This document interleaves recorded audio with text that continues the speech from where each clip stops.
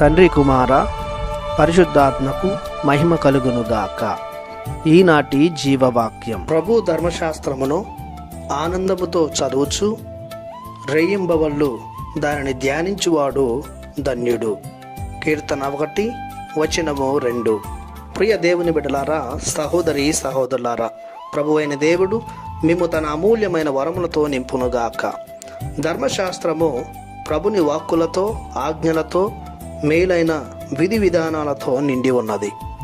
మరొక మాటలో చెప్పాలంటే ధర్మశాస్త్రము దేవునికి మానవాళికి మధ్య గల సత్సాంగత్యాన్ని తెలుపుతుంది. దేవుడు మానవాళి జీవితంలో జోక్యం చేసుకుని వారిని రక్షణ మార్గంలో నడిపే రీతిని, మనిషి దేవుని ప్రేమను గుర్తించి దేవుని ఆశ్రయించే స్థితిగతులను వివరిస్తుంది.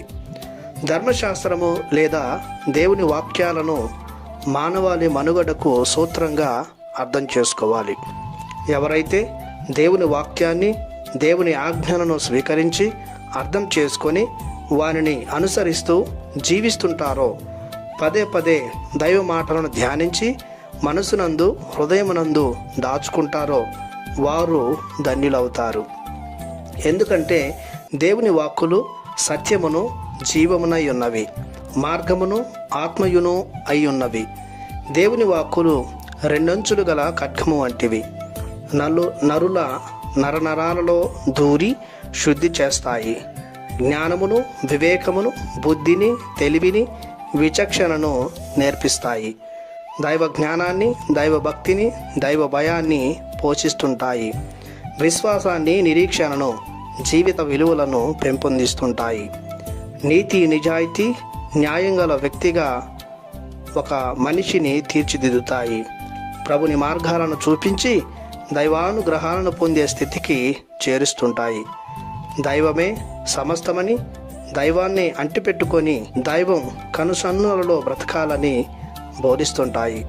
కావున అనునిత్యం ఆ దేవదేవుని వాక్యాలను స్మరిస్తూ పరిశుద్ధ గ్రంథాన్ని పఠిస్తూ పాటిస్తూ జీవించుదాం. ప్రార్థించుదాము. మా రక్షకుడు అయిన దేవ, మీకు మా వందనం, మీకు మా స్తోత్రం.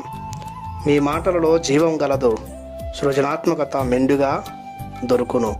మా జీవితాలను శుద్ధి చేసి జీవన బాటలో నడిపే మీ స్థిరమైన వాక్కులను వింటూ, చదువుతూ, రేయింబవళ్ళు ధ్యానిస్తూ జీవించే గొప్ప అనుగ్రహాలను మాకివ్వమని మీ ప్రియ కుమారుడు యేసు నామములో ప్రార్థిస్తున్నాము తండ్రి.